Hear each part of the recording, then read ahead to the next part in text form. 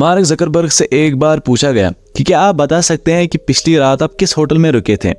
पहले तो उन्होंने कुछ देर तक सोचा और उसके बाद उन्होंने ना कहा। अब थोड़ी देर बाद उनसे और एक सवाल कहा जाता है कि क्या आप बता सकते हैं कि पिछली रात आपने किन लोगों को मैसेज किया था। उन्होंने कहा नो, मैं यहाँ सबके सामने नहीं कह सकता। यानी जिस इंसान को हमारी हर एक जानकारी है, उसकी जानकारी ना तो किसी को पता है और ना ही वो किसी को बताना चाहता है। अगर खाली फेसबुक की बात हम करें तो इनके टोटल 18 डेटा सेंटर्स हैं, जिसकी कॉस्टिंग $20 बिलियन से भी ज़्यादा है। ऐसा ही हर सोशल मीडिया साइट्स को बिलियंस ऑफ डॉलर्स लगाने होते हैं, तब जाके इनकी नेटवर्क साइट चल पाती है। अब इतना पैसा खर्चाने के बाद ये लोग हमें ये सब सर्विस क्यों फ्री देंगे। अब आप कह सकते हो कि हमारा जो डेटा यूज़ हो रहा है उससे ये पैसे बनाते हैं, और कुछ लोगों का तो ये भी कहना है कि अगर ये हमारा डेटा ले भी जाते हैं तो मेरा तो कुछ ऐसा सीक्रेट ही नहीं है, मेरे पास तो छुपाने के लिए कुछ है ही नहीं। लेकिन अनफॉर्चुनेटली मेरे दोस्तों, ये इतना सिंपल भी नहीं है। आज हम आपको सोशल मीडिया के कुछ ऐसे राज बताने वाले हैं, और साथ ही में ये भी कि कैसे आप जो भी सोच रहे होते हैं उसकी ही ऐड आपके सामने आ जाती है। BMW का ऐड सिर्फ उसके पास ही क्यों जाता है जो सिर्फ उसको अफोर्ड कर सकता है, गरीब लोगों के पास क्यों नहीं जाता। आइए दोस्तों जानते हैं आज की इस एपिसोड में। दोस्तों, अगर मैं आपसे पूछूं आज की डेट में सबसे इंपॉर्टेंट चीज क्या है, तो वो है आपका टाइम, आपकी अटेंशन। अगर किसी तरीके से आप लोगों की अटेंशन लाते हो तो आपके पास पैसा ही पैसा होगा। इतने सारे सपोर्ट्स हैं इंडिया के अंदर, लेकिन अटेंशन सबसे ज्यादा क्रिकेट को ही मिलती है, क्योंकि क्रिकेट सबसे ज्यादा देखा जाता है, इसलिए क्रिकेट के पास सबसे ज्यादा पैसा है। क्रिकेट के अंदर भी सबसे ज्यादा इंडिया पाकिस्तान मैच को अटेंशन मिलती है, इसलिए सारे मैचेस में सबसे ज्यादा पैसा इंडिया पाकिस्तान मैच से आता है। चाहे कोई मूवी हो, कोई प्रोडक्ट हो, किस एक्टर को ज्यादा पैसा मिलेगा, सब डिसाइड होता है कि किसके पास ज्यादा अटेंशन है। दोस्तों, दुनिया भर में जो भी प्रोडक्ट्स लॉन्च होते हैं, वो अच्छे हो या बुरे हो, कंपनी के जो ओनर्स होते हैं वो उसे घर घर जाके यूजर्स को प्रोडक्ट नहीं दिखा सकते, बल्कि जहाँ पे लोगों की अटेंशन ज़्यादा होती है वहाँ पे उस प्रोडक्ट को दिखाया जाता है। आज की डेट में आप देखोगे कि दुनिया के जो अमीरों की लिस्ट है उसमें टेक बिलियनर्स भरे पड़े हैं। यूट्यूब, ट्विटर, स्नैपचैट, लिंक्डइन, सब सोशल मीडिया प्लेटफॉर्म्स बिलियंस में कमाते हैं।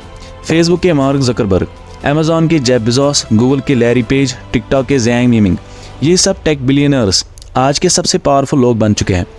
2023 में सोशल मीडिया का ओवरऑल मार्केट साइज $231 बिलियन होने वाला है। कई कंट्रीज की तो इतनी जीडीपी नहीं होती। अब आता है दोस्तों सबसे इम्पोर्टेंट क्वेश्चन, आखिर हमारा डेटा लेके ये रेवेन्यू कैसे जनरेट करते हैं। तो आंसर बड़ा ही सिंपल है, एडवर्टाइजमेंट। देखिए, एक मोबाइल जो है वो इंसान के सबसे करीब होता है। अगर आप किसी के मोबाइल में घुस गए तो इससे और पर्सन क्या हो सकता है। तो इस तरीके से एक बेसिक मॉडल बना जो कि एक अपग्रेडेड वर्जन है एडवर्टीजमेंट का।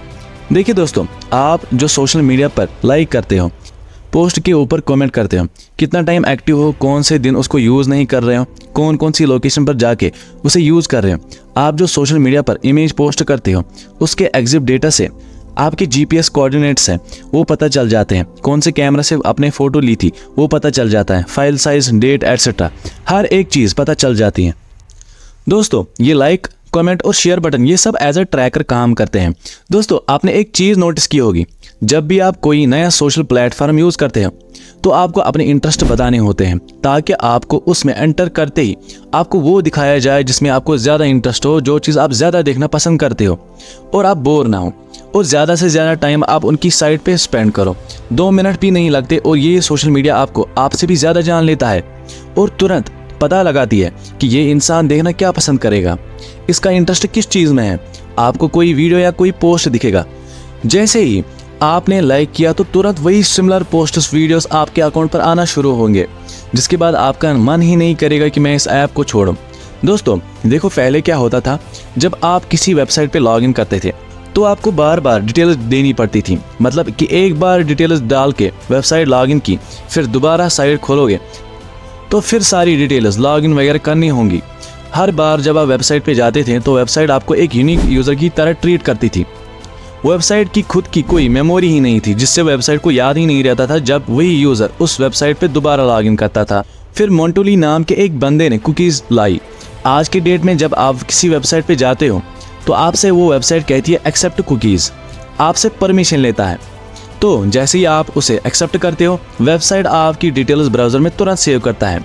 ये जो कुकीज़ होती है ये वेबसाइट की एक मेमोरी की तरह एक्ट करती है। अब मान लो आप टाइम्स ऑफ इंडिया की वेबसाइट पे गए, यहाँ पे आपने कुकीज़ एक्सेप्ट कर ली, यहाँ आपकी सारी डिटेल्स जो है वो सेव हो जाएंगी। अब दोबारा आप जब इस वेबसाइट पे जाओगे तो वेबसाइट आपकी डिटेल्स जो है वो ऑलरेडी याद कर चुका है, इस वेबसाइट के पास आपका डेटा सेव हो जाएगा। एक थर्ड कुकी भी होती है, जैसे आप किसी वेबसाइट पे फेसबुक बटन देखते हैं और जैसे ही उस पर आप क्लिक करते हो तो वो आपको फेसबुक पे ले जाता है, ये थर्ड पार्टी कुकीज़ होती हैं। अब जो हमारा डेटा है ये बहुत ही वैल्यूबल होता है और इससे हैकर चुरा भी लेते हैं। जैसे मान लो आपने ओला या उबर इन सब पे किसी पिक प्रोफाइल बनाई और उनके सर्वर पे अटैक करके हैकर आपका यही डेटा चुरा लेते हैं और उसको चुराने के बाद ये जो हैकर्स होते हैं या तो वो उस डेटा को बेच देते हैं या फिर आइडेंटिटी फ्रॉड कर लेते हैं। जैसे 2021 में एयर इंडिया के 4.5 मिलियन कस्टमर्स का डेटा हैकर चुरा कर ले गए। दोस्तों, एक शॉकिंग केस फ्रांस से आया था। पेरिस में एक लड़की थी जुड़ा, तो जुड़ा ने अपने ब्रेकअप के बाद टिंडर यूज़ किया। जब वो यूज़ कर रही थी तो उसमें उसको अपनी प्रोफाइल की रेटिंग को लेके कुछ डिससेटिस्फैक्शन था, तो उसने टेंडर को कई सारे ईमेल्स भेजे। 6 महीने तक जुड़ा ने कंटिन्यूसली ईमेल्स की कि आप मेरा जो डेटा है उसको मुझे भेजो, मैं चेक करना चाहती हूँ कि आप सही से कर रहे हो कि नहीं। यूरोप के जो डेटा प्रोटेक्शन लॉ है वो थोड़े स्ट्रिक्ट हैं, तो वहाँ पे आप चाहो तो ऐसा कर सकते हो। तो रूल्स फॉलो करने के बाद ईमेल भेजने के बाद 800 पेज का डेटा भेजा टिंडर ने। सिर्फ कुछ दिनों टिंडर यूज़ करने पे 800 पेज का डेटा कलेक्ट किया था टिंडर ने। टिंडर को ये तक पता था कि वो किस तरह फील करती है, किन लड़कों को पसंद करती है, किस किस टाइम पर वो लड़कों की तरफ ज़्यादा अट्रैक्ट होती है, कितने मैसेजेस किन किन लड़कों को भेजे, म्यूज़िक, खाना क्या पसंद है। जो उसे खुद पसंद नहीं था वो भी टिंडर को मालूम था, जिसे देखकर वो पूरी तरह शॉक में चली जाती हैं। हमारे डेटा के ज़रिए ये टेक कंपनीज तो कंटिन्यूसली पैसा कमाते हैं, लेकिन ये बात भी सही है कि सोशल मीडिया और कुछ पॉपुलर वेबसाइट्स की मदद से आज की यूथ स्मार्ट हो चुकी है, लेकिन साथ ही साथ हम divided, ungrateful, anxious, fake, lazy, डम, डिप्रेस्ड और रियल लाइफ में ह्यूमन डिस्कनेक्टेड भी हो चुके हैं। जो भी popular sites like Instagram, Snapchat, Facebook, messenger, ये बस आपका खून चूसते रहते हैं, वो भी रात भर, और उसी खून से ये अपना प्रॉफिट जनरेट करते हैं और हम इस ट्रैप में गिरते रहते हैं। दोस्तों, किसी भी प्लेटफॉर्म को यूज़ करने से पहले आपको ये ध्यान में रखना होगा कि क्या इस पे डेटा शेयर करना, फ़ोटो हो, वीडियो हो या वॉइस कॉल या वीडियो कॉल जब हम करते हैं, क्या वो सेफ़ है। इस बात की नॉलेज हमें होनी चाहिए। दोस्तों, उम्मीद है यह वीडियो आपको पसंद आई होगी। जाने से पहले हमारे चैनल को सब्सक्राइब ज़रूर करें। ऐसे ही इन्फॉर्मेटिव वीडियोज़ हम लाते रहेंगे। मिलते हैं नेक्स्ट वीडियो में। Thanks for watching.